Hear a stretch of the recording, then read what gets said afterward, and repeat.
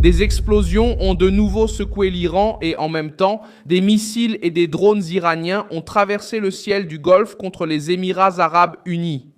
Ce mardi 5 mai 2026, la situation s'est aggravée car le feu est apparu à l'intérieur du territoire iranien. Au moins 10 personnes ont été blessées dans un incendie au complexe commercial Argavan, à environ 30 km à l'ouest de Téhéran.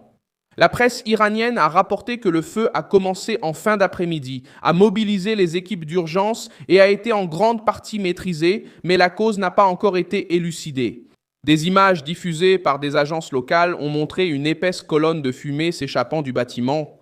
Reuters a confirmé l'emplacement de la vidéo en la comparant à des images d'archives et des images satellites, tandis que la garde révolutionnaire poursuivait ses attaques à l'extérieur visant des routes, des villes stratégiques et des zones connexes.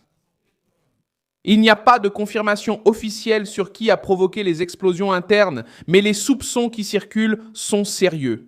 Cela pourrait avoir été une opération de la CIA ou bien une action du Mossad. Le fait est que l'Iran subit maintenant une pression dans deux directions. À l'intérieur, des incendies et des explosions mystérieuses touchent des points sensibles.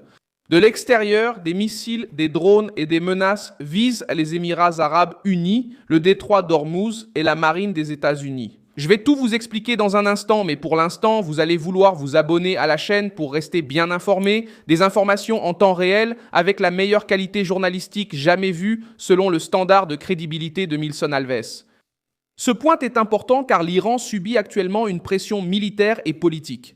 Et chaque incendie, sans explication claire, laisse planer le doute sur un accident, un sabotage, une opération clandestine ou même une manœuvre intense. L'alerte s'est encore intensifiée car ce n'était pas le seul cas dans une zone commerciale mentionnée dans les actualités récentes.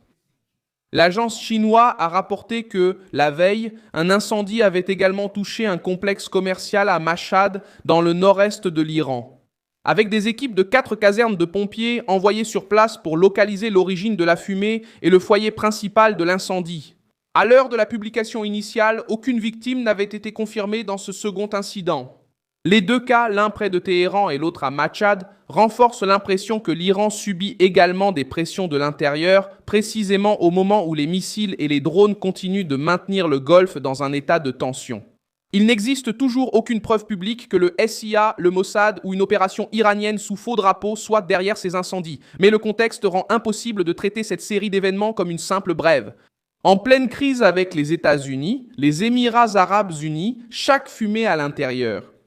Selon Reuters, les Émirats arabes unis ont déclaré avoir intercepté des missiles iraniens. Selon eux, un autre missile est tombé en mer et des attaques de drones et de missiles ont blessé 3 personnes et perturbé les vols dans la région. L'Iran a nié avoir visé le territoire émirati, mais Abu Dhabi a affirmé qu'elle se réserve le droit de répondre. Ce démenti iranien ne met pas fin aux soupçons. Au contraire, cela accroît la méfiance. L'Iran a nié avoir visé le territoire des Émirats arabes unis, mais les forces ont été mobilisées, des explosions ont été entendues, l'espace aérien a été restreint et Fujairah, une zone stratégique liée au pétrole, est entrée sur la carte de la crise. Al Jazeera a également rapporté que les autorités des Émirats arabes unis ont accusé l'Iran d'attaque après un important incendie dans une zone pétrolière de Fujairah, faisant 3 blessés. La garde révolutionnaire semble agir comme si elle n'avait aucun réel intérêt pour la négociation. Alors que les diplomates parlent de cesser le feu, la branche armée du régime continue de tester les limites. À Washington, on pense de plus en plus que le pouvoir iranien peut vouloir dialoguer, mais les missiles, drones, vedettes rapides, bases et systèmes d'attaque restent entre les mains de la garde révolutionnaire. Et si ce groupe décide de continuer à tirer, personne au sein du régime ne semble avoir assez de pouvoir pour l'en empêcher. C'est pourquoi la crise prend une tournure dangereuse. L'Iran parle d'un accord d'un côté, mais de l'autre continue de lancer des missiles. L'incendie à Fulguera montre pourquoi les Émirats arabes unis se sont retrouvés au centre de la crise. Fulguera est stratégique car situé dans le golfe d'Oman, hors du détroit d'Ormuz. Ainsi, toute attaque y a une portée plus forte. Même les routes alternatives peuvent être menacées. L'Iran le sait. En faisant pression sur Fulguera, Téhéran essaie de montrer que la crise peut s'étendre aux ports, aux zones pétrolières, aux navires et aux aéroports. C'est pourquoi les vols ont été affectés et la sécurité aérienne est devenue une partie du conflit. Mais cette stratégie peut aussi se retourner contre l'Iran lui-même. Lorsque Téhéran menace les routes internationales, il ouvre la voie à une coalition plus ferme.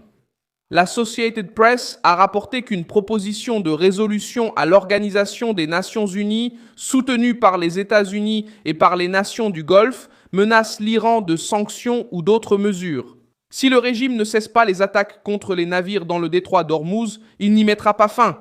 Le texte mentionne également la liberté de navigation comme point central. Cela place la garde révolutionnaire devant un piège. Continuer à tirer pourrait rallier davantage de nations contre l'Iran. C'est pourquoi l'escalade actuelle semble si dangereuse. Chaque choix de Téhéran a un prix élevé. L'histoire montre que l'Iran a déjà essayé d'utiliser le Golfe comme une arme. Avant, en 2019, lorsque des installations pétrolières saoudiennes à Abqaiq et Khurais ont été frappées par des drones et des missiles.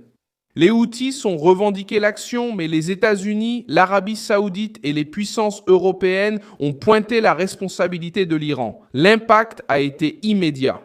Incendie, hausse du prix du pétrole et retrait temporaire d'une part importante de la production mondiale. Le schéma rappelle la situation actuelle. L'Iran nie, les dégâts sont visibles, la région est en alerte et le monde se rend compte que des drones bon marché peuvent provoquer une crise coûteuse. Des exemples d'autres nations confirment également ce risque.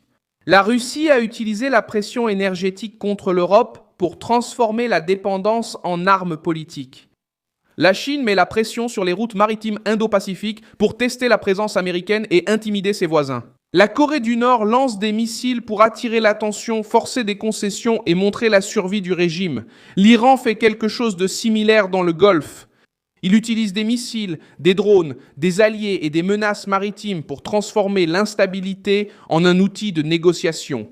Sauf que maintenant, il fait face à une marine américaine déployée, des voisins irrités, des explosions internes qui exposent sa vulnérabilité. Ce qui se passe ensuite dépend de 3 points. Premièrement, si les gardiens de la révolution vont continuer à tirer sur les Émirats arabes unis, les navires commerciaux et les forces proches du Golfe. Deuxièmement, si les États-Unis vont maintenir le projet Liberté uniquement comme protection de la navigation ou s'ils vont élargir leur réponse en cas de nouvelles attaques contre des navires escortés.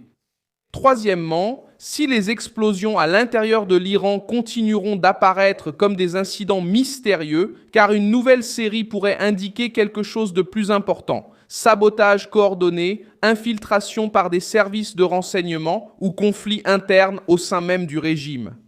Jusqu'à présent, les récents épisodes vérifiés font état de blessés, d'incendies et de dégâts.